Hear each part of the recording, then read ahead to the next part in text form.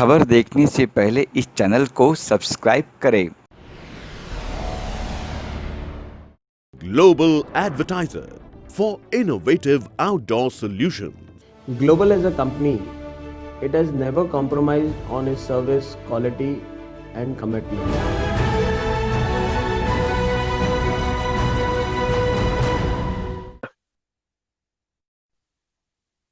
नमस्कार after long time.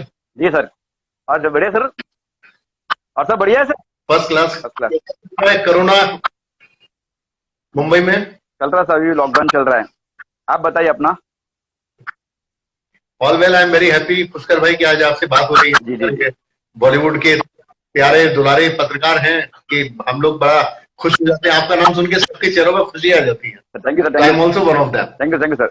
And it's a pleasure today. चलिए sir, हम आते मुद्दे पे। कैसा रहा ये लॉकडाउन का 3 महीने का सफर? क्या क्या हुआ इसमें, क्या किया आपने, तो बताएंगे अपनी बारे में। सफर तो देखा जाए तो अभी जारी है पुष्कर जी। लॉकडाउन से हम देखा जाए तो कोई बरी तो हुए नहीं। दूसरा, कोरोना जब पहले लॉकडाउन शुरू हुआ था तब से लेकर अब तक तो मेरे ख्याल से सैकड़ों गुना बढ़ चुका है, कम तो हुआ नहीं है अपना। बट यह है कि जब तक जुनून है सब संघर्ष कर रहे हैं इससे, और मैं ये होप कर रहा हूँ कि बहुत जल्दी हम लोग इससे बाहर आके और अपना काम एज यूजुअल शुरू करेंगे। अगर मेरी बात करें तो इस 3 महीने में मैंने अपना डेटा एग्जीक्यूशन, काफी अपने पे काम, थोड़ा रियाज, थोड़ा मेडिटेशन और बहुत सारे काम जो पेंडिंग थे, जो आपकी मूवमेंट की वजह से आप कर नहीं पा रहे थे, तो वो मैंने किए इस बीच। कुछ कंपोज भी किए इस बीच आपने, गाने वगैरह मैंने देखा आपको कई बार। मैंने ऐसे ही मस्ती में बैठे बैठे क्या करते तो कोरोना के ऊपर एक गाना बनाया था, गो गो गो कोरोना। बड़ा अच्छा लगा वो सभी दोस्तों को। और बाकी मैंने इन बिटवीन थोड़ा अपनी नॉलेज भी बढ़ती है, रियाज भी होता है, तो कुछ ओल्ड जो सिंगर जिनको हम लोग फॉलो करते हैं, जिनके गाने गा के या जिनसे सीख के हम लोग आज अपना जीवन यापन कर रहे हैं, कोशिश की उनसे जुड़े कुछ अनछुए संस्मरण या किस्से मैं लोगों तक शेयर करूं, उनके गीत गजल शेयर करूं। तो ऐसे ही टाइम और अभी भी सब चल रहा है पूरा सारा। इन बिटवीन ऑफ इंडस्ट्री के लिए भी we are trying to do something good for industry के वेल विशेस के लिए। तो वो भी एक हम लोगों ने एक अभियान पूरा कंटिन्यू गति दी। सर, आपने एक अभियान शुरू किया है सेव बॉलीवुड करके, क्या है ये तो बताएंगे पूरा। सेव बॉलीवुड में अभियान एक्चुअली ये कि ये करीब बॉलीवुड देखें तो अगर हम पूरे देश की बात करें तो करीब 6 से 7 लाख, और अगर बॉलीवुड की बात करें तो करीब 2.5 से 3 लाख लोगों का ये बड़ा असंगठित क्षेत्र है, जो कि हमारे हिंदुस्तान की जीडीपी में एज अ मनोरंजन सेक्टर बहुत बड़ा योगदान करता है। गवर्नमेंट इससे बहुत बड़ा रेवेन्यू कमाती है, और देखा जाए तो एक तरह से पूरे देश की खुशियां इससे जुड़ी हुई हैं। और दुर्भाग्य की बात यह कि हमको गवर्नमेंट की तरफ से कोई भी सहूलियत नहीं है। जैसे जर्नलिज्म की बात करें, जर्नलिस्टों के बिना अधूरा है। जनता और सरकार के प्रति जवाबदेही ये तय करते हैं, ये जनता को एक प्लेटफॉर्म देते हैं, लेकिन सरकार की तरफ से कोई सुविधा नहीं है, और है तो वो गौड़, उनका कोई मतलब नहीं है, होना न होना बराबर है। तो हमारा बॉलीवुड तो उससे भी गए गुजरे हालत में है। तो हम लोगों ने एक अभियान शुरू किया कि हम लोग जैसे ये लॉकडाउन खुले, और ये अब तो बहाना ही बोलेंगे, कोरोना का बहाना है, तो मंत्री और ये सब नहीं मिल रहे हैं अभी भी जनप्रतिनिधि लोगों से। तो जब ये बहाना खत्म हो, इनके मास्क उतरे हैं चेहरों से, तो हम लोग इनसे मिलने का समय लें लोकल। और मैं हमारे माननीय प्रधानमंत्री जी, माननीय मुख्यमंत्री से भी, कि वो अवगत नहीं हो पाते क्योंकि बहुत बड़ी प्रशासनिक पोस्ट होती है, तो उनको अवगत कराएं अपनी पीड़ा से कि शाहरुख खान और सलमान खान को देख के सर खुश मत हुई है कि इंडस्ट्री बहुत सुख में है। बहुत सारे ऐसे लोग हैं जो दे नीड, तो एटलीस्ट उनकी हेल्प के लिए आप कुछ एक ऐसा कुछ सिस्टम बनाइए जिससे हम लोग मुख्य धारा में शामिल हो सके। सर, आपने शाहरुख खान सलमान खान की बात की है।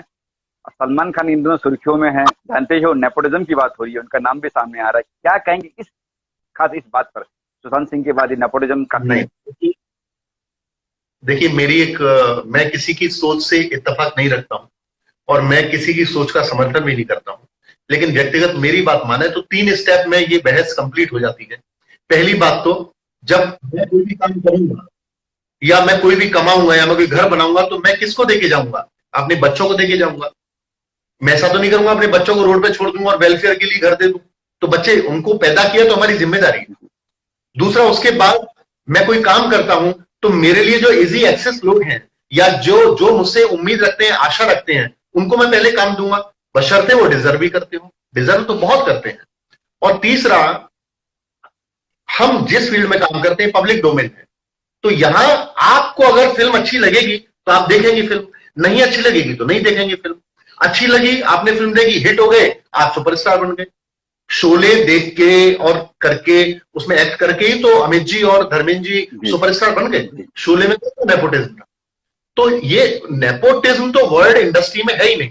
हाँ, एक ग्रुप जरूर है कि एक ग्रुप बना लेते हैं लोग बहुत हाई फाई स्टार्स का, तो उनमें नए लोग या हमारे जैसे भी जाते हैं तो बड़ा संकोच सा अनुभव करते हैं कि यार कैसे इनसे हेलो करूं, वो भी थोड़ा साइड स्टाइल। अब वो भी बेचारे इतना धक्के खा के ऊपर पहुंचे होते हैं कि अब न स्टाइल मारेंगे तो कब स्टाइल मारेंगे। तो नेपोटिज्म तो नहीं है, ग्रुपिज्म इसको बोल सकते हैं। और मेरे ख्याल से एक ग्रुप में काम करना आदमी की सहूलियत की बात है। और दूसरी बात, एक आप शुद्ध देशी भाषा में समझ लीजिए, एक आदमी, कोई सरकार तो किसी को दे नहीं रही है, ये पब्लिक प्लेटफॉर्म तो है नहीं कि आप सवाल कर देंगे उस पर या सूचना अधिकार कानून के अंतर्गत आप जानकारी मांगेंगे उनसे। तो एक आदमी एक फिल्म में 10 करोड़ खर्च कर रहा है तो उसको आजादी है भाई कि वो किसी को भी ले और किसी को न ले, वो उसकी मर्जी, उसका पैसा है। तो यहां ये बात बहुत गंदी है। और ये सवाल उठा कौन रहा है? कंगना रनौत।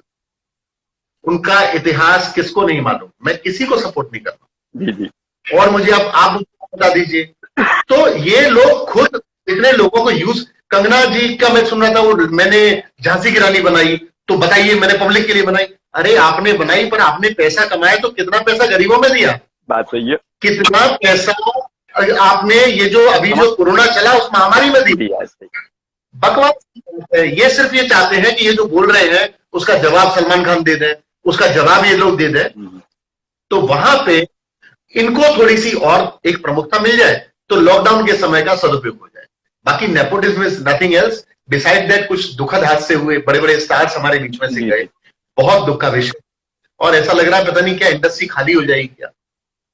तो ये एक बड़ा मतलब इट्स वेरी सैड थिंग। 2 दिन पहले सरोज जी चली गई, उसके पहले सुशांत जी की आत्महत्या में क्या कहेंगे, क्या कहना, क्या टेक है आपका?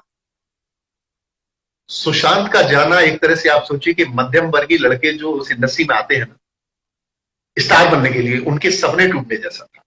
सुशांत भाई एक स्टार ही नहीं थे, कलाकार ही नहीं थे, वो मध्यम वर्ग के जितने भी जो कलाकार आते हैं मुंबई में स्टार बनने, उनके लिए एक आइकन थे।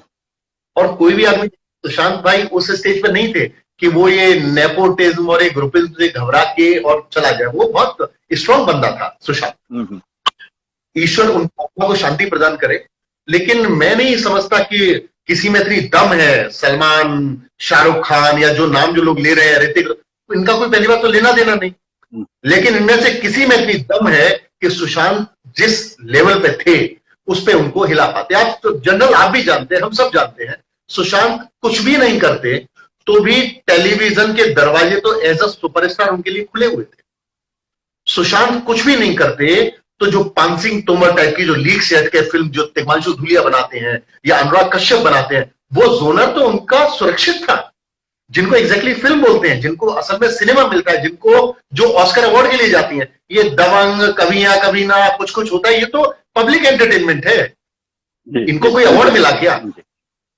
ऑस्कर मिला क्या? या ग्रैमी मिला क्या? सुशांत उस लीग के कलाकार थे। सुशांत इरफान भाई की जगह पूरी कर सकते थे इंडस्ट्री में। सुशांत ऐसी उनकी सोच रही है, फिल्म में भी देख रहा था, सुशांत वो लेवल पे जाने वाले आर्टिस्ट थे। तो मैं नहीं समझता कि इन सबसे घबरा के इतना इंटेलिजेंट आदमी सुसाइड कर लेगा। मुझे लगता है कि ये पुलिस इन्वेस्टिगेशन का विषय है और जब इसमें राज अगर खुले तो ये राज बहुत आगे तक जाएंगे। और मैं समझता हूं मुझसे बेटर आप लोग जानते हैं, आप एवरीडे इंडस्ट्री में मूव करते हैं। अब वो खुल के कोई बात जो हो सकती है वो तो कोई बोल नहीं रहा, इधर उधर की बात। अब ऋतिक रोशन का बेचारे सुशांत से क्या लेना देना? सही बात है। सलमान भाई चलिए पब्लिक में रहते हैं, बहुत लोगों की हेल्प करते हैं, लेकिन बहुत लोगों से पंगे भी ले लेते हैं। ऋतिक तो बिल्कुल एकदम कोई मतलब ही नहीं। फिर भी ऋतिक सोचिए, उसने एक कितना सिंपल बंदा, कोई लेना देना नहीं, अपने काम में दिया, साल में लिमिटेड फिल्में करना, सब बयानबाजी से दूर, हंसते हुए, उसका क्या लेना देना नेपोटिज्म? उसकी गलती है कि वो राकेश रोशन जी का बेटा, लेकिन उसने बेटे तो अरमान कोहली, हाँ, बेटे तो बिंदु दारा सिंह जी है, अभिषेक बच्चन भी, तो नाम था क्या किसका? अभिषेक बच्चन, अभिषेक। लेकिन ये इनके फादर इतने बड़े आइकन थे कि बेचारे उनमें भी दम गए लोग। और ठीक है, उन्होंने किया, तो उसका पब्लिक ने उनको उतना फायदा। अल्टीमेटली तो पब्लिक के, आप सुशांत भाई देखिए क्या शान, मतलब पूरा देश आज भी रो रहा है उनके लिए। जी जी। अच्छा एक बात बताइए, आजकल तो सोनू निगम की बात सुनी होगी आपने, आप कंपोजर भी है, सोनू निगम पे आपका क्या टेक है, क्या कहेंगे जो कह रहे, जो बातें कर रहे हो उन पे आपकी क्या टेक है? निगम पे मुझे दिव्या खोसला कुमार का बहुत अच्छा लगा एपिसोड। 20 रुपए में ऑर्केस्ट्रा के लिए गाने वाला एक लड़का जिसको उंगली पकड़ के गुलशन कुमार अपने पास ले आए, उनके सगे नहीं हुए। सोनू निगम से ये तो पूछ लो कि लंदन क्यों भाग गए थे, वो कौन सी प्रभावशाली लेडी थी जिनके डर के मारे आप भाग गए थे, आपने मुंबई कदम नहीं रखा था, आप तो सबसे बड़े चोर और बदमाश हो। ये सस्ती पब्लिसिटी है। मैं इसलिए नाम ले रहा हूं कि मुझे आई डोंट नो, मुझे कोई शौक नहीं है, लेकिन मैं आपको ये ऐसी हकीकत बोल रहा हूं सबको मालूम है। सोनू निगम जितना उन्होंने अपना जो, अगर वो आज ईमानदारी से पूछो तो अब कितनी, अब क्या बोलूं मैं आपको, सोनू निगम, इन लोगों का कुछ मत करिए, इन लोगों का एक बार कोई सीबीआई से चारित्र की इंक्वायरी करा दीजिए सब। लेकिन सोनू निगम ये कह रहे, ये लोगों को, लेकिन सर सोनू निगम ये कह रहे कि हमने बनाया है टी सीरीज को, अगम निगम जी ने उनको मतलब कितने गाने फ्री में गाए हैं, पैसे नहीं लिए हैं, हमने एहसान किए। ऐसे नहीं लिए, कौन पूछ रहा है तुमको? रफी साहब के गाने गा गा के तुम अपने घर चलाया, तुमको चांस दिया उन्होंने, बड़े बड़े उसके सारे काम आप पाइए। गजेंद्र सिंह के सगे नहीं हुए, जिस आदमी ने उनको सुपरस्टार बनाया, गज जी ने, आज संगीत इंडस्ट्री पे कितना बड़ा एहसान है दो लोगों का, गुलशन कुमार एंड गजेंद्र सिंह। टेलीविजन में हम लोग खुद उनके प्रोडक्ट है गजेंद्र जी के, गजेंद्र सिंह और गुलशन कुमार।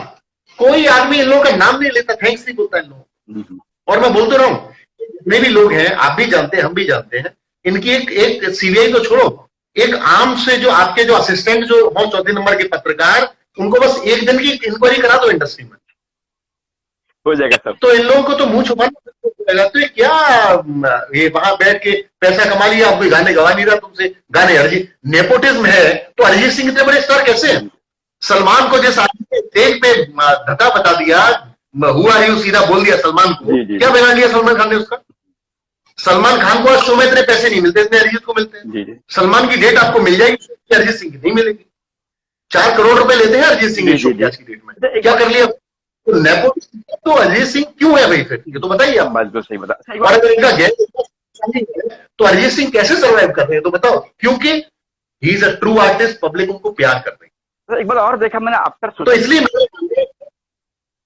ग्रुपिज्म है, ग्रुप है कहीं पे भी, वो एक नहीं होना चाहिए। इनको थोड़ा सा और दिल खुलना चाहिए, स्वागत कर रहे हैं लोगों का, प्यार से बात कर रहे हैं। वो एक है, थोड़ा हीन भावना सी लगती है जब बहुत स्टार्स ऑन बीच पर पहुंचते तो, और वो तो सेल्फ ऑब्वियस है, किसी टाइम उनको भी हीन भावना लगती होगी।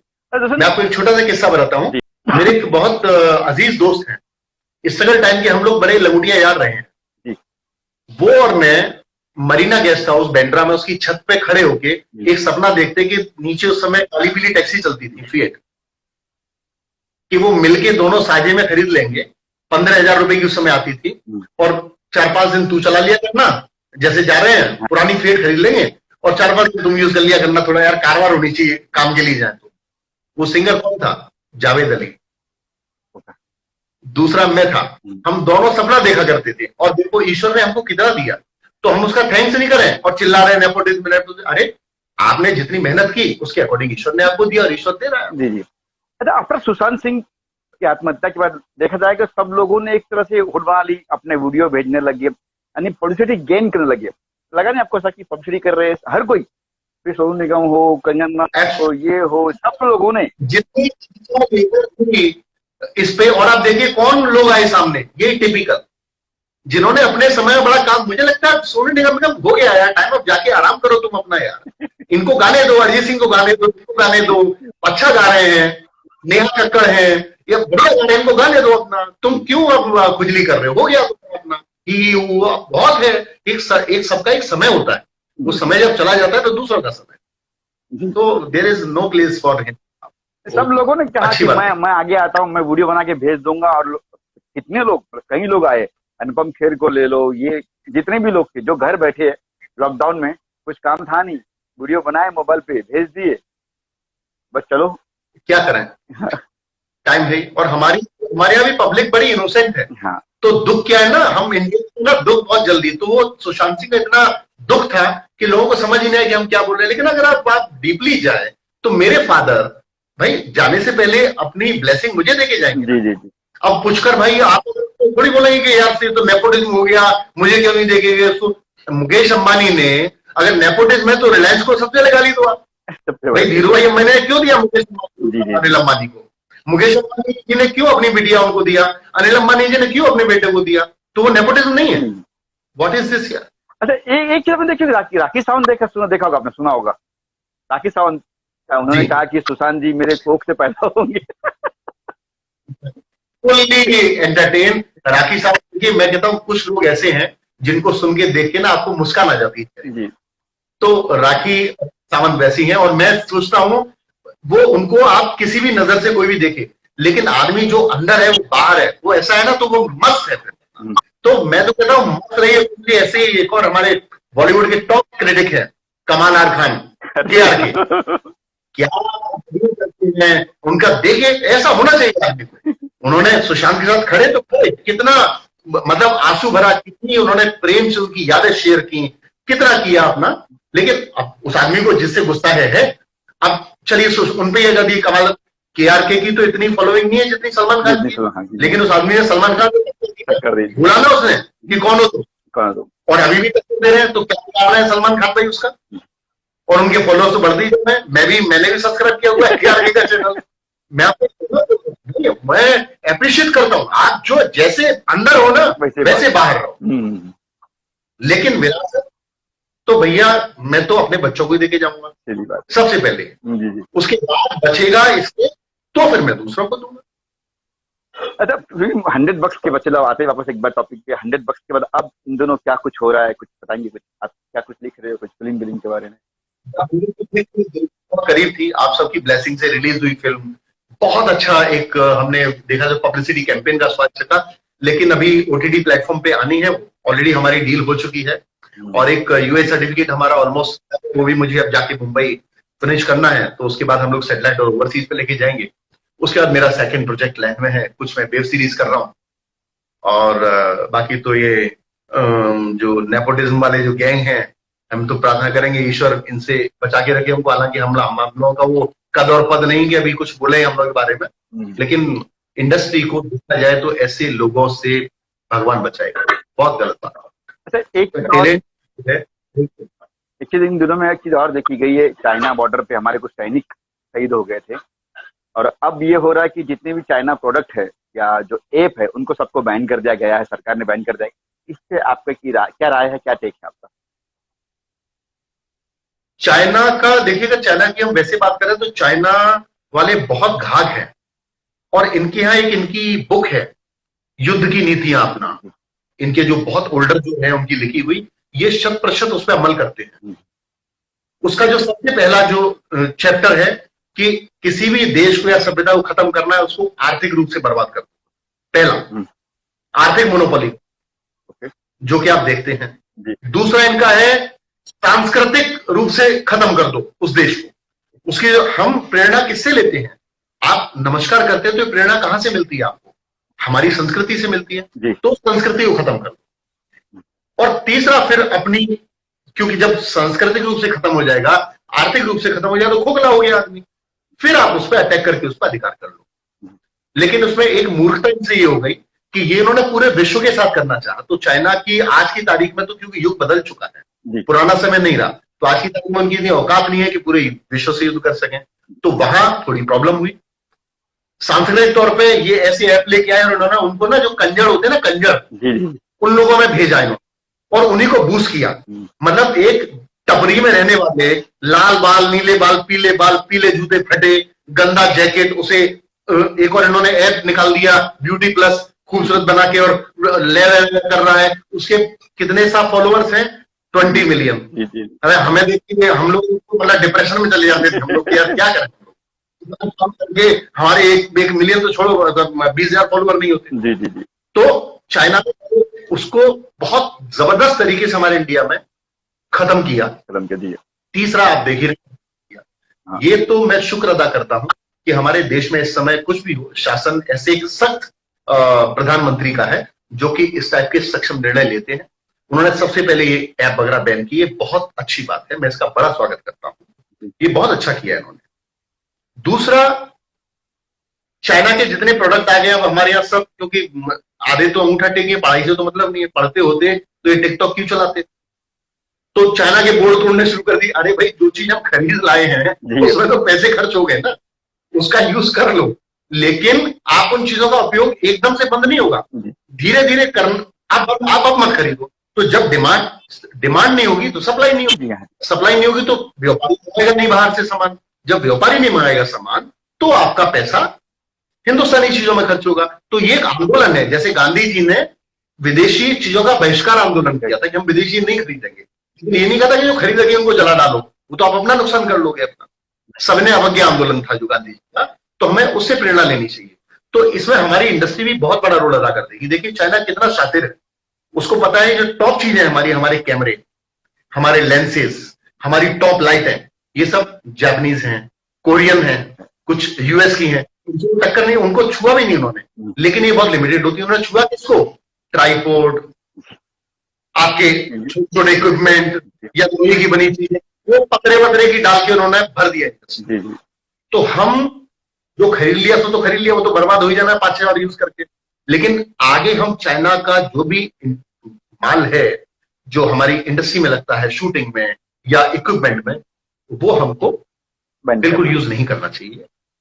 हम उसको छोड़ दें, हम बाकी देशों का माल खरीदें, अपने देश का बना माल खरीदें अगर हमारे देश का बन रहा है तो, और कोशिश करें बनवाने की। कोई भी ऐसा नहीं है चीजें जो हमारे यहाँ के लोग न बना सके, तो हमको उसको करके धीरे धीरे चाइना को यहां से भी हटाना चाहिए। जब ये चीजें मजबूत होंगी, देश का क्रय विक्रय बढ़ेगा, ताकत बढ़ेगी, पैसा आएगा, तो हमारी फौज मजबूत होगी। फौज मजबूत होगी हमारी, तो इनको उचित जवाब देंगे। इन पे उल्टा हो जाएगा, हमारे यहाँ की संस्कृति सभ्यता मजबूत होगी, पढ़ाई बढ़ेगी, समझ आएगी, नई नई चीजें खोजेंगे हम लोग मजबूत होंगे। उधर उनकी सप्लाई घट जाएगी तो बनाएंगे क्या? खुद ही का पेट भर ले, बहुत बड़ी बात है। चाइना, आपको बताऊं, चाइना आप जो देखते हैं इतना खूबसूरत नहीं है, सबसे ज्यादा दुनिया का स्लम चाइना, सबसे ज्यादा गरीब भूखे चाइना, वही चाइना है। और अभी चाइना में क्योंकि इन्होंने आबादी पर कुछ लगाया, तो अभी यंग मैन पावर नहीं है, यंग मैन पावर है हमारा भारत सर्वश्रेष्ठ है। लेकिन सवाल ये उठता है कि क्यों हम लोग फेसबुक, गूगल जैसा प्लेटफॉर्म नहीं बना पाए, जबकि हमारे सारे लोग वहां पे काम कर रहे हैं, इंडियंस। तो हमें कम से कम अभी थोड़ा सा अपने देश के वेलफेयर में सोचना चाहिए। और इस दिशा में अगर मैं देखूं तो बिना किसी मतभेद को रखते हुए, हालांकि अगली बार बीजेपी को वोट नहीं दूंगा मैं, लेकिन आज की डेट में देश के वेलफेयर को देखते हुए हमको बहुत मजबूती से। लेकिन दुष्यंत जी, एक तरफ आप मोदी की तारीफ भी कर रहे हो, एक तरफ कह रहे हो कि मैं वोट नहीं दूंगा। उनके आसपास जो लोग हैं, मुझे उनसे प्रॉब्लम है। कल आपको बहुत हंसी वाली बात बताऊं, एक मोदी जी का वायरल हो रहा है फोटो, उस पे अपना सोशल मीडिया पे। अच्छा। मोदी जी और 2 सेना के अफसर हैं, वो जब मोदी जी लद्दाख गए अपना, मुझे आपत्ति किसमें, आप सोचिए, आपको भी हंसी आ जाएगी, और ये हम अपने आप को ना वैश्विक हंसी का पात्र बना दें। तो उसमें मोदी जी की शेडो आ गई, तो इन्होंने 3 शेडो, जो मीडिया सेल है, मूर्ख जो सेल है, उसने 3 शेडो वो एडिट करके शेर की शेडो लगा दी है उस पर। सोशल मीडिया वायरल हो, शेर, वो तो ठीक है, शेर की लकीर हमारा राष्ट्रीय चिन्ह है, प्रधानमंत्री उसका भाई, अरे बढ़िया बात है होना, लेकिन उन्होंने शेर की पूंछ भी लगा दी है उसमें। माननीय प्रधानमंत्री, मतलब ये अच्छा लगता है क्या? वो तो शेर का चिन्ह होना, आप शेडो लगाते शेर के मुंह के लिए, अरे मूर्ख, यही तो बोलता हूं, पढ़ना लिखना बहुत जरूरी है। जी। शेर का चेहरा लगाते आप, शेर की पूरी फोटो पूंछ लगा दी है। अब मोदी की पूंछ है क्या? मोदी की शेडो पड़ रही है, शेर की छवि आ रही है, वाह, हम सब लोग शेर हैं, कोई बात नहीं है, लेकिन पूंछ कहां है भाई? तो ये चीजें हमको हास्य का पात्र बनाती। अच्छा, मैंने इसमें हमको शर्मा देखा मैंने कि जैसे चाइना के जैसे जो ये हुआ, शहीद हुए हमारे बीच, वैसे ही कुछ छुटपुट भैये जो नेता है, छुटपुट भैये नेता कहूंगा मैं उनको, वो नेता आए बाहर और उनकी दुकानों को तोड़ने लगे, दुकानों को जलाने लगे। क्या कहेंगे, क्या है ये? बहुत गलत बात है, क्योंकि दुकानें चाइना वाला भी तो है नहीं, वो तो इंडियंस की दुकान है। इनको तो ये बोल दिया जाए कि भैया तुम बॉर्डर पे चले जाओ। आप उस पल की कल्पना कीजिए, चाइना आर्मी सामने, हमसे 3 गुने लोग, जो हमने सुना है, 3 गुने लोग, और उससे 1/3 हमारे लोग, लेकिन हमारे लोगों की बहादुरी देखिए, हिले नहीं वहां से। हाँ। कितनी बड़ी बात है पुष्कर जी। जी जी हम और आप भी रास्ते में जा रहे हैं और 10 लोग हमें घेर लें तो क्या करेंगे? हम लोग तो भाग लेंगे ना, जो जी हकीकत है। जी जी जी अपनी जान बचाएंगे हम अपनी। तो लेकिन अगर हमारे घर पे संकट होगा तो हम लड़ेंगे जो हमारे साथ, अगर हमारे बच्चे लड़ेंगे जी हाँ। तो वहां देखिए वो देश में संकट है तो वो लड़े और 20 लोग शहीद, कितनी बड़ी बात है। जिगर देखिए ना, और 400 आके तो हमला करना वो तो बड़ा आसान है। तो कायर लोग हैं साले, ये लोग पेट्रोल में वो पहले से छुपे बैठे हैं और वहां से, और फिर उन्होंने अपना पूरी तैयारी के साथ, एक तरफ तो नियत थे लोग जो सिंपल कॉम्बिंग के लिए गए हैं और एक तरफ एम्बुश लगा के तैयार बैठे हुए हो। तो ये तो सबसे बड़ी लेकिन फिर भी देखिए उसका जवाब दिया हमारे शेरों ने। वो शेर है एग्जैक्टली। और उस जवाब पे कम से कम हमारे प्रधानमंत्री जाके वहां पूरा सारा एक उत्साहवर्धन होता है ना, इतना बड़ा कलेजा हुआ कि हमारे प्रधानमंत्री आए हमारे बीच में और उसका सत्यानाश कर दिया इन्होंने। अब वो सैनिक अपने उस पर क्या देख रहे होंगे, वो पूंछ वाला शेर नहीं, क्या है ये सब? मतलब उनका मोदी जी का जितना किया धरा था उसका सत्यानाश कर दिया। अच्छा फिल्म बन रही, पता सर आपको? मारा जाते हैं बगैती करके, पूरा सत्यानाश कर देते हैं।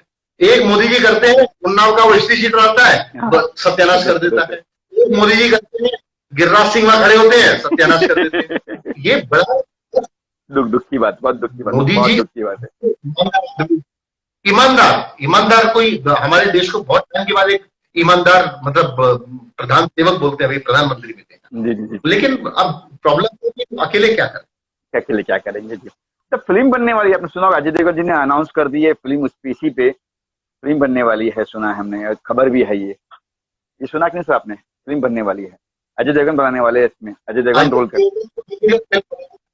बहुत शानदार फिल्म बनेगी जी, क्योंकि अब अजय देवगन देख लीजिए, उन्हें कोई नहीं बोलता नेपोटिज्म, क्योंकि वो एक बड़ा प्रतिनिधित्व करते हैं ना एक सामान्य चेहरे का। मैं इसलिए बोलता हूँ भाई, ये तो इतने बड़े 5 स्टार वीरू देवगन के बेटे, जी पूरा एक फिल्मी, लेकिन इसीलिए आदमी को साबित करना चाहिए। तो अजय देवगन तो मैं अगेन बोलता हूँ, मेरी वाइफ तो बहुत फैन है अजय देवगन की, ऋतु जी।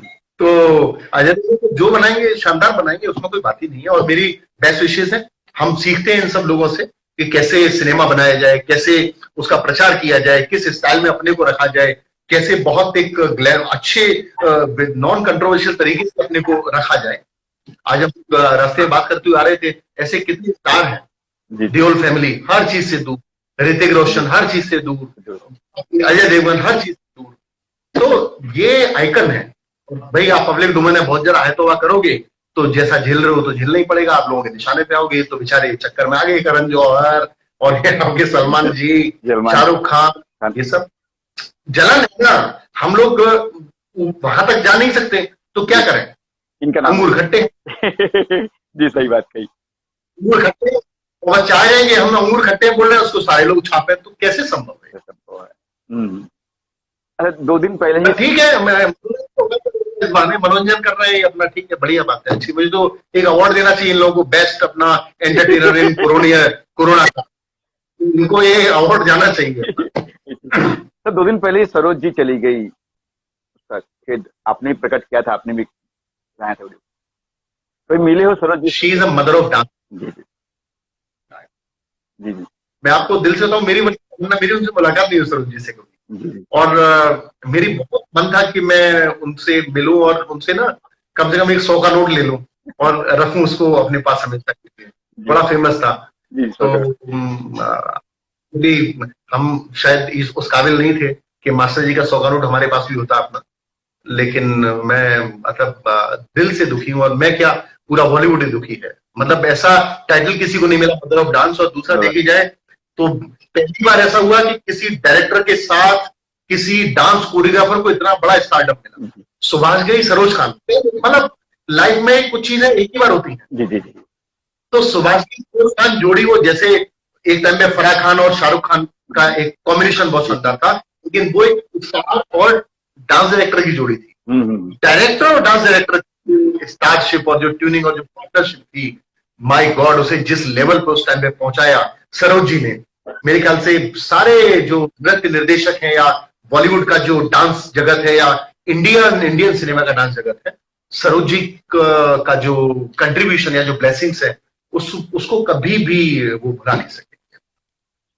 शूटिंग शुरू और सरोज जी तो अभी ऊपर भी एक दो सबको अच्छा सर, फिर आते हैं हम, शूटिंग शुरू हो चुकी है सर फिल्मों की वगैरह, टीवी सीरियल की, तो आप कब कुछ कर रहे हैं, कुछ सोचा प्लान है कुछ आपके सर? फिल्मों की शूटिंग शुरू हो चुकी यू आर टॉकिंग? हाँ आप सर, आप कुछ? मैं शूटिंग शुरू एक्चुअली नीति बनाई है शूटिंग शुरू करने की, वो नीतियां अजीब घालमेल वाली हैं और हम लोग की जो एसोसिएशन वगैरह है वो भी उस तरीके से आवाज नहीं उठा रही। अब डॉक्टर तो आम आदमियों के लिए नहीं है, तो हम लोग शूटिंग पे एम्बुलेंस और डॉक्टर लाएंगे कहां से, तो बताइए हाउ यू।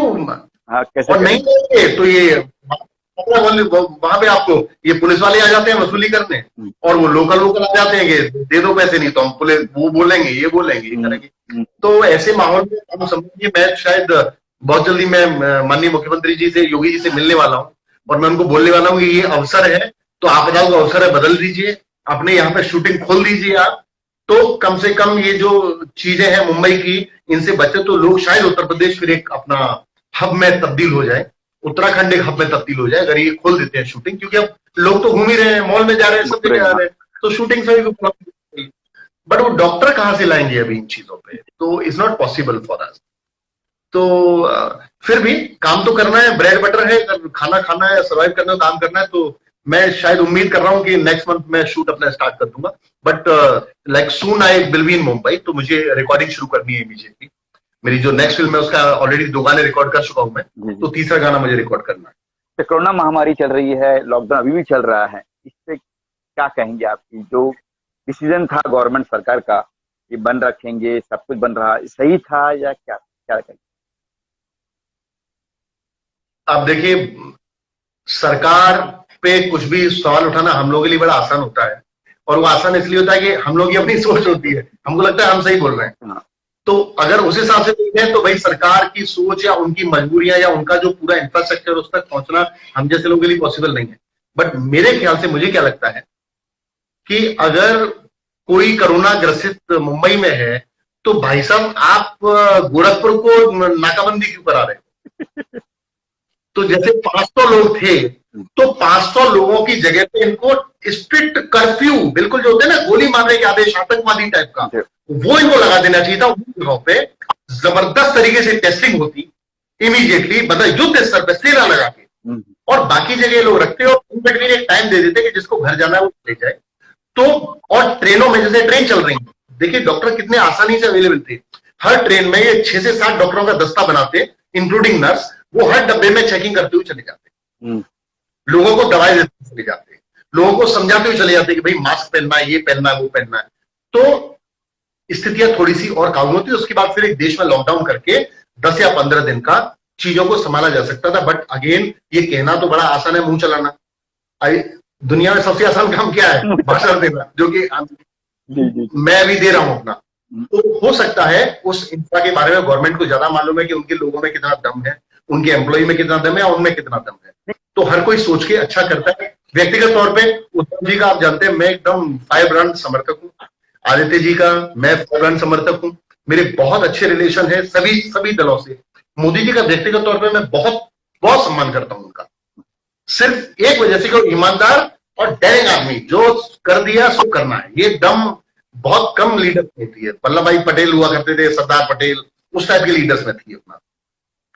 योगी जी को भी मानता हूं, कुछ ही बात बोलते हैं, दमदारी से बोलते हैं, लेकिन इस सबसे देश नहीं चलता ना, इस सबसे हमारी जो रोजी रोटी जो ऐसी तैसी हो गई है, जो रुक गई है, what to do for that. Sir एक चीज और देखिए, इन 3 महीनों लॉकडाउन के दौरान हमने देखा है कि सरकार विफल हुई है, खासकर मजदूरों को लेके या और चीजों को लेके। मजदूर भी कहीं मर गए, कहीं मरने के बाद वो उठी कि अब चलो भाई श्रमिक ट्रेन खोलेंगे। क्या लगा ना आपको सरकार भी कहीं ना कहीं? पुष्कर जी, ये तो सिर्फ एक यही मसला है कि तू श्रेय न ले जाए, तू श्रेय न ले जाए। हर काम का श्रेय एक ही को देगा, वो उसको देगा नहीं। जो काम करेगा वो बोलेगा, दूसरे को प्रॉब्लम है। तो ये जो मिस कोऑर्डिनेशन है ना सरकारों का आपस में, आप सोचिए मेरा घर यूपी में है और मैं राजस्थान के बॉर्डर पे खड़ा हूं और मुझे यूपी में घुसने नहीं दिया जा रहा और मुझे लाठियों से पीटा जा रहा है कि आप घुसोगे नहीं। इससे बड़ी वेदना क्या होगी? विश्व के किसी भी कंट्री में ऐसा नहीं हुआ कि एक नागरिक को एक जगह से दूसरी जगह जाने से रोक दिया गया, उस पर लाठीचार्ज किया गया। ये सिर्फ हमारे देश में ही संभव है और उसके शायद पाकिस्तान में भी हो गया। हम पाकिस्तान की बुराई करते हैं, पर अभी वैसे देखा तो दोनों सेम है। वहां भी ऐसे ही लठ चल रहे पे, वहां भी ऐसे ही होगा। गंवार है ना, अशिक्षित लोग हैं, तो ऐसे ही है हम लोग। बांग्लादेश में नहीं हुआ, बांग्लादेश ने अपने को ठीक कर लिया। आप देखो कहां हुआ बांग्लादेश के, आप न्यूज़ देखिए, सेट है अपना। पर पाकिस्तान और हिंदुस्तान, इन दोनों में जो कुत्ता घसीटी हुई है वो बिल्कुल, और दोनों के मीडिया खोल के देख लीजिए, सब एक दूसरे को गाली बक रहे हैं। एक कंट्री आप बता दीजिए जिसमें कि कोई भी लीडरशिप दूसरी लीडरशिप को गाली दे रही हो, केवल दो कंट्री छोड़ के। स्वनाम धन्य कंट्री है भारत और पाकिस्तान, एक जैसा सब गालियां बकेंगे एक दूसरे को और काम नहीं। अगर काम पे ध्यान देते तो बहुत कुछ हो सकता था। बहुत लोग, और देखिएगा आप, इसका इम्पैक्ट सामने आएगा, ऐसा नहीं इसका कहते हैं ना वो एक छोटी सी जी। अच्छा, इसका इम्पैक्ट और एक बॉलीवुड पे भी गिरा है कि मजदूर नहीं मिल रहे, और कहीं मतलब ओनली बॉलीवुड नहीं, और जगह बहुत जगह पे मजदूर नहीं मिल रहे कि मजदूर पलायन कर चुके हैं। फिर मुंबई हो या राजस्थान हो या कहीं और दिल्ली हो, लोग नहीं, मजदूरी नहीं है, तो काम शुरू कैसे करेंगे? इस पे कुछ फर्क पड़ेगा आम लोगों को भी, क्योंकि काम नहीं मिल रहा है, मजदूर नहीं मिल रहे हैं, काम शुरू करना तो 100% फर्क पड़ेगा। जब मैन पावर ही नहीं है तो काम कैसे करेंगे आप? और काम अगर करेंगे नहीं तो आपका इकोनॉमी कैसे चलेगी? आप सोचिए, ये पूरी लट खा के तो आदमी घर पहुंचा और 5 दिन बाद ही दोबारा वो गठरी बांध के वापस मुंबई के लिए। ये मूर्खता है ना। ये इसलिए वो उनकी शिक्षा नहीं है, उनका विजन नहीं है। दूसरा, उन तक सही इंफॉर्मेशन नहीं पहुंच रही। अब आप घूमते जाइए, मुंबई का मुझे नहीं पता क्या हाल है, आप लाइव रखिए, मैं आपको बाहर का दिखाता हूँ। यहाँ सब मस्त घूम रहे हैं। मिठाई की दुकान में हम भी जलेबी, हाँ सब हम भी यहाँ जलेबी खा के और समोसा खा के आए हैं मस्त अपना गरम गरम। जो कोरोना हो उसको देखा जाएगा, जलेबी को छोड़ो। तो सब अपना मस्त चल रहे हैं, कुछ नहीं है कोई। अल्टीमेटली ये बीमारी है, इससे खुद लड़ना है हम लोगों को, अपनी इम्यून पावर सेट रखनी है। जैसे खांसी जुकाम है, ऐसे ही बीमारी है। अच्छा, आत्मनिर्भर, सर्दी जुकाम है, ऐसे ही आत्मनिर्भर की बात आप भी कह रहे हैं, मतलब आत्मनिर्भर रहो। नहीं, आत्मनिर्भर तो हम पहले से थे, कोई का भीख थोड़ी मांग रहे थे किसी से। आत्मनिर्भर पहले से थे, लेकिन आत्मनिर्भर से देखिए, उनकी मोदी जी की बात को गलत ले लिया। उनका मतलब था कि आप भाई आप फैक्ट्रियां थोड़ा और बढ़ाओ, थोड़ा दिमाग चलाओ, उत्पादन करो और दूसरे देश से। देखिए, डिप्लोमेटिकली उनकी प्रॉब्लम समझिए। हम एक विश्व बैंक का हिस्सा है, हम WHO का हिस्सा है, हम लोग एक संयुक्त राष्ट्र संघ का हिस्सा है। अब तो अस्थायी सदस्य भी हैं इस समय, 2 साल के लिए। पहले भी रह चुके हैं, लेकिन लग रहा है लोगों को अभी हुए हैं, पहले भी रह चुके हैं हम लोग, अस्थायी सदस्य भी हैं। ऐसे ही विश्व व्यापार संघ के हम सदस्य हैं। तो कोई भी देश का प्रधानमंत्री ये नहीं बोल सकता कि इस देश की ये चीज यहाँ पे लागू नहीं। ये बात विपक्ष भी जानता है, पक्ष भी जानता है। तो विपक्ष सवाल क्यों उठा रहा है? राहुल गांधी क्यों बोल रहे हैं मोदी को कि आप चीन को बैन क्यों नहीं करते? मैं बोल रहा हूँ, राहुल गांधी सत्ता में तो वो भी नहीं बैन, वो कर देना राजस्थान में बैन, उनकी हिम्मत है, नहीं करते। क्योंकि हम लोग वैश्विक संधि में पड़े हुए हैं। तो प्रधानमंत्री का एक संदेश था गोल कि भैया आत्मनिर्भर बनो, पूरा चाइना की बाल्टी मत यूज करो, अपनी बना लो, दुष्टों निकम्मो, अपनी बना लो। फिर भी सर मजदूर नहीं मिल रहे सर ना। आज अगर मैं एक कारखाना खोलता हूँ तो मेरे पास मजदूर नहीं है, लोग नहीं काम करने के लिए। एक छोटी मोटी कंपनी, मजदूरों को भी अल्टीमेटली आना तो है ही लोगों। मैं वही बोल रहा हूँ, ये इन्फॉर्मेशन और ये सब जो चल रहा है कुछ दिन चलेगा। जब पेट में रोटी नहीं होती खाने को तो फिर आदमी काम के लिए जाता है पूरा सारा। मैं वही बोल रहा हूँ, हम लोग बिल्कुल जैसे वो होते हैं ना फीनिक्स पक्षी, रात में मिल जाता है फिर उठता है अपना। तो भारत में ऐसा नहीं है। जंगबाज और जुझारू लोग हैं, ये फिर से देश खड़ा हो जाएगा। और अच्छी बात है, बहुत सीखने को मिला, बहुत प्रैक्टिकल मिला। अब मुझे लगता है कि मजदूर वर्ग भी आंख बंद करके किसी भी जुमले पे या किसी पे भरोसा नहीं करेगा। अब इतना लट खाने के बाद भी भरोसा करे तो फिर तो भगवान ही मान लेगा। लेकिन अभी दे लर्न लॉट कि भाई हमको क्या करना चाहिए, क्या नहीं करना चाहिए, किसको चुने किसको नहीं चुने। तो मुझे लगता है कि हर चीज के फायदे और नुकसान होते हैं। पर्यावरण को बहुत फायदा हुआ कोरोना से। आदमी बाहर नहीं निकला तो प्रकृति खुश हो गई। अभी दोबारा से बाहर निकलने लगी तो प्रकृति फिर टेंशन में नजर आ रही है। लेकिन प्रकृति बहुत 2.5 महीने का जो रिचार्ज मिला है विश्व प्रकृति को, ये बहुत शानदार हुआ। और जो भी है, हम तो ईश्वर से फिर भी वी आर वेरी पॉजिटिव। हमेशा हम लोग कभी नेगेटिव शब्दों को अपने पास में नहीं चाहते स्थान देना। और कभी हम लोग उनको स्थान भी नहीं देना चाहते। So we are very happy. लेकिन मैं फिर बोलता हूँ कि ये जो कंट्रोवर्शियल लोग हैं ना, ये हमारे समाज का कोड है। जी जी जी, बिल्कुल सही। इन कोड़ों को दूर करना चाहिए।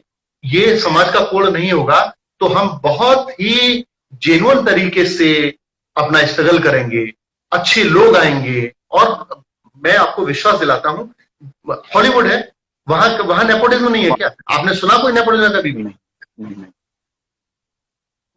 तो हम एक संगठित हों, सरकार से मांग करें। अब ये सारे लोग अगर सोचिए दिल्ली बैठ जाए जंतर मंतर पे, कितने अधिकार मिल सकते हैं बॉलीवुड को? आप समझ सकते हैं? ये गए सारे लोग, मूर्ख लोग सारे, जिसमें सब थे करण जौहर। मैं तो गधे बोलता हूं इनको, एक नंबर के प्रधानमंत्री के जाके और फोटो सेल्फी ये वो, और चिट्ठी से आऊंगे मुझे सब वो दे दो, पद्मश्री और ये वो। अरे उल्लू तो कुछ अधिकार मांग लेते, उनको एक मांग पत्र सौंप देते कि सर हमारे लोगों को सत्या पत्र इश्यू कर दीजिए, हमारे लोगों को कोई स्पेशल राशन व्यवस्था कर दीजिए, हमारे लोगों को स्पेशल कुछ घर व्यवस्था कर दीजिए। हम तो कितना अच्छा होता। सही बात है। नहीं, ऐसा नहीं करेंगे। तो इनके ये इसी लायक है कि जाए नेताओं के पास, सेल्फी लो और चले आए अपना, बस ये यही कर सकते हैं, क्योंकि इनको जरूरत नहीं है और हम लोगों को वही सेल्फी के मौके नहीं मिलते। और अगर हम लोग साथ भी होते हैं लीडर्स के, तो हमारी तो और भी काम पूरे होते हैं भाई। फुल टाइम तो ये बहुत पूरा, ये तो है नहीं कि हर टाइम हम लोग फिल्में ही कर रहे हैं। तो जब आप दूसरे विषय में हुए तो अंडर प्रोटोकॉल आप दूसरी बात नहीं कर सकते। बट मैं बहुत जल्दी शायद एक हम लोगों का बड़ा एक टॉक शो स्टार्ट होने वाला है अपना, एक बड़े चैनल पे। तो मेरा पूरा इस बार प्रयास रहेगा कि हम उसका उपयोग एक सार्थक लड़ाई के लिए भी कर सके, इंडस्ट्री के लिए। और उसमें आप सबने बड़ा साथ दिया है हमारा। मैं समझता हूँ इस कोरोना काल में जितनी न्यूज़ें मुझको मिली या जितना साथ मेरा आप सबने दिया, मुझे नहीं लगता कि मेरे स्तर के लोगों में से किसी को भी उतना मीडिया का प्यार मिला होगा। उसके लिए मैं बहुत मतलब हृदय से आभारी हूँ सारे मित्रों का। और कश्मीर से लेकर कन्याकुमारी बॉस लोग जो मौजूद हैं, वो इतना मतलब ब्लेसिंग्स रखते हैं कि मुझे तो पता ही लगा ये कोरोना कैसे निकल रहा है या निकल गया। तो उसके लिए मैं थैंक्स अदा करता हूँ। लेकिन मैं फिर बोलता हूँ कि हम लोगों को एक कहीं ना कहीं पे ना एक आवाज बुलंद करनी चाहिए अपने इंडस्ट्री के अधिकारों, जिससे किसी को बोल सके ना, I am a director but where is my ID card? क्या कुछ इनका कौन सा संस्थान हमारे पता है कि मैं फिल्म डायरेक्टर हूँ? कोई भी नहीं। हमारी वो इम्पा डायरेक्टर कार्ड हो कौन पूछता है? कोई नहीं, कोई भी नहीं। हवाई अड्डे में देखा कहते पैसा सरकारी कार्ड दिखाओ, ये क्या? ये आलम है। जी जी जी जी। तो उस कार्ड की क्या वैल्यू है? तो गवर्नमेंट का कुछ तो हो सिस्टम। जी जी जी, उसके कुछ कि आज जब सेंसर दे रहे हैं, एक फिल्म से करीब 70-80 हजार रुपए छुड़ा लेते हैं प्रोड्यूसर से, तो भैया उसके डायरेक्टर को, प्रोड्यूसर को एक कार्ड तो दे दो कि भाई साहब ये डायरेक्टर हैं, इन्होंने भारतीय सिनेमा में योगदान किया, इतना टैक्स दिया गवर्नमेंट, और इनको कम से कम ये सुविधाओं के पात्र हैं। तो फिल्म, कितने लोग फिल्म के लिए अग्रसर होंगे और डालेंगे I am a film director. जी जी, सही बात। कोई रिकॉग्नाइजेशन ही नहीं है। मैं चिल्लाता रहूं कि मैं डायरेक्टर हु केयर्स? मेरी आइडेंटिटी क्या है? मैं तो ये पूछ रहा हूँ। जी बिल्कुल बिल्कुल सही कहा आपने। जौहर क्या आइडेंटिटी है बताओ? प्रोड्यूसर है साहब। कहाँ है भैया कागज? कौन सा कागज कह रहा है तुम प्रोड्यूसर? हाँ। अब क्या वो में सर्टिफिकेट रखोगे इतना बड़ा फाइल कि रुको फाइल खोल के दिखा रहा हूँ सर, ये देखिए इतनी बड़ी, उसे जिम में कैसे लेगा? ताकि या तो वहां पे चेस्ट पे चिपका के चले अपनी आईडी लेके, आधार कार्ड और वो सेंसर का सर्टिफिकेट। व्हाट इज, कैसे मूर्ख सिनेरियो में हम लोग रहते हैं। मैं इस बात को ना बड़े आपको लग रहा होगा क्या शब्द यूज कर रहा हूँ, लेकिन मैं यही भाषा जनरल समझ आती है ये लोगों को आज के दौर के खासतौर पे ना समझते नहीं। बिल्कुल सर, जाते जाते क्या कहेंगे आम दर्शकों को, लोगों को जो देख रहे हैं, जो सुन रहे हैं, क्या कहना चाहोगे उनसे और क्या अपील करोगे आप? जो आम दर्शकों की आपकी जो स्वीकृति है ना पुष्कर भाई, वो बहुत है इंडस्ट्री में। आप इंडस्ट्री के कुछ इतने मतलब मैं समझता हूं कि इन्फ्लुएंसेबल और इतने रिगार्ड्स और इतने प्यार वाले जर्नलिस्टों में से एक है जिनको सब पसंद करते हैं। आप जब आते हैं हमारी कॉन्फ्रेंस में तो हम लोगों का एकदम बढ़ जाता है। हमें लगता है पुष्कर भाई आगे, अब ठीक है, अब चलो कुछ सवाल होंगे, मजा आएगा करना, तो हम लोग अच्छा लगता है। तो मैं आपसे जुड़े हुए जो लोग हैं स्पेशली, और जो दर्शक जो देख रहे हैं, जो देखेंगे इस इंटरव्यू को आपके चैनल पे, आपके सोशल मीडिया पे, मेरे सोशल मीडिया पे, मेरा सबसे पहला तो कि आप आर्टिस्टों को खूब प्यार दीजिए, खूब प्यार, जो आपको अच्छा लगे, ना अच्छा लगे मत देखिए। वो कहते हैं ना कि आपको मेरी बात अच्छी लगे तो मुझे बोलिए, बुरी लगे तो मुझे बोलिए, अच्छी लगे तो सबको बोलिए। आर्टिस्ट बुरा लगे तो भैया अपने आप से बोलो अरे बेकार है मैं नहीं देखा, लेकिन अच्छा लगे तो उसे खूब प्यार दीजिए, नंबर 1 बात। दूसरी बात, इंडस्ट्री के वेलफेयर के लिए आप विश कीजिए, आप भी कहीं ना कहीं अपने सोशल मीडिया प्लेटफॉर्म को बोलिए कि भाई भारत के कलाकारों को, तकनीशियनों को कम से कम एक मुख्य धारा में लेके आए।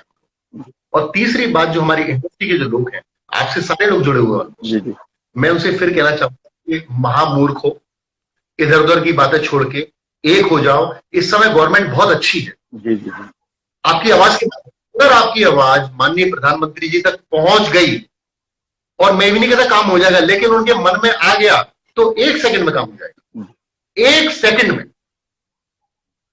ये देखिए आदमी ऐसे हैं कि नोटबंदी done, GST done, one ration one done, ये तो डन, इंडस्ट्री का भी डन हो जाएगा। भी छोड़ दीजिए, वो तो मोदी जी रिटायर होंगे तब भी खींच लेना, बहुत सारी हैं, लेकिन सेल्फी के साथ एक छोटी सी पर्ची भी ले जाओ, एक पर्ची दे दोगे सर, ये थोड़ा सा, बहुत बड़ी बात हो जाएगी। और मैं अभी ये लॉकडाउन जो हमने कल आप सबसे हम लोग रिक्वेस्ट करेंगे, हम पहले अपने लोगों से मिलेंगे, अमित जी हो गए या सब लोग हो गए, फिर एक रिक्वेस्ट करके समय लेंगे मुख्यमंत्री जी से मिलने का कि एक मुख्य धारा में सर लेके आइए। अगर जैसे मैं चाहता हूं कि इस लेवल पे पहुंच जाए कि स्टेट गवर्नमेंट और सेंट्रल गवर्नमेंट का होड़ बच जाए कि यार इसका श्रेय पहले कौन ले। जी। हम वो राजा से क्या है, याचक, जितनी ज्यादा भाई मिल जाए उतना ठीक है। तो हम जो राजा हैं उनसे ये उम्मीद करेंगे कि जितना ज्यादा हमें मिल जाए उतना कम से कम अपनी आने वाली पीढ़ी को एक बहुत शानदार चीज देके जाए। हम आज उस चीज का एंटरटेन करें, और जब वो कार्ड लेके पॉकेट में रखें तो गर्व से सोचा यार हम लोगों ने देखो इसके लिए प्रयास किया। जी। इंटरनेट टैक्स भी काफी आज की डेट में जो लोगों की वैसे ना, पहले ले जाएंगे, हमारी यूनियन वाले भी जाएंगे वहां, फिर जाने का कश्मीर ले आएंगे, जम्मू ले आएंगे, ये ले आएंगे, तो वो समझ से बाहर, मतलब वो अपना कुछ है नहीं कोई, तो वो मजा नहीं है। सार्थक प्रयास को अच्छे लोग मिलके और बाकायदा अपने अपने कार्ड भी दें कि भाई हम इस देखिए यूनियन के मेंबर हैं। मैं तो 5 एसोसिएशन का मेंबर, 6वीं का भी होने वाला हूँ अभी अपना। तो हम बोले कि भाई हम एक संगठन से हैं, सिस्टम से हैं, और आप कहीं ना कहीं उनको एक मुख्य धारा में लेके आए। तो पॉजिटिव सोच रखें हम लोग, और बहुत शानदार है भविष्य। आप सोचिए इतने शानदार तकनीशियन है हमारे यहाँ पे, साउथ की इंडस्ट्री आज किस लेवल है पहुंची, हॉलीवुड को टक्कर देने में। हम तो हॉलीवुड क्या, ये तो कितना टिकेगा, 150 करोड़ आदमी का देश है, और हम लोग रियल एंटरटेन करने वाले हैं। तो हमारे बराबर थोड़ी मस्ती है, रातों में डांस हमारे यहाँ होता है तो ज़रा अमेरिका में हो जाएगा क्या, लंदन में हो जाएगा क्या, एंटरटेनमेंट वाले लोग हैं। तो हम करेंगे तो फिर जलवा करेंगे, तूफान करेंगे। तो अपनी हेरिटेज को, अपनी संस्कृति को ध्यान में रखें, और ऐसा सिनेमा एक संगठन की तरफ बढ़े कि गवर्नमेंट हमसे हमारी बात सुने, हम जब खुशी। आज की मजाक में ले लेते हैं हमारी एंटरटेनमेंट फील्ड है ना इसके लिए सर, तो एंटरटेनमेंट फील्ड है ना सर, इसके लिए शायद चलो एंटरटेन करते। एब्सोल्युटली, एंटरटेनमेंट का क्या बोलूं, हमारे देश में अलग अलग चीजें सब क्रिएट कर रहे हैं, बट फिर भी हम लोगों को एक पॉजिटिव सोच रखनी चाहिए, एक संगठन रूप से थोड़ा सा जरा अपने को थोड़ा मोर इस्टेब्लिश करना चाहिए, मेरा ये मानना है। ओके सर, ठीक है सर, थैंक यू सर, हमसे बात करने के लिए बहुत बहुत धन्यवाद, काफी कुछ आपने कहा है और मैं हाईली ऑब्लाइज्ड। आपसे बात, मेरे बहुत कम ऐसे जर्नलिस्ट है जिनसे बात करने का मेरा मन होता है, मेरी इच्छा होती है कि वो मुझसे बात करें। हाँ। तो आपने समय दिया, दिल से आपका शुक्रिया अदा करता हूं, और उम्मीद करता हूं बहुत जल्दी आपसे और गुफ्तगू होगी, और ये गुफ्तगू हमारी आपकी जीवन पर्यंत चलती रहे। Okay, thank you sir, thank you so much, और मेरी विश।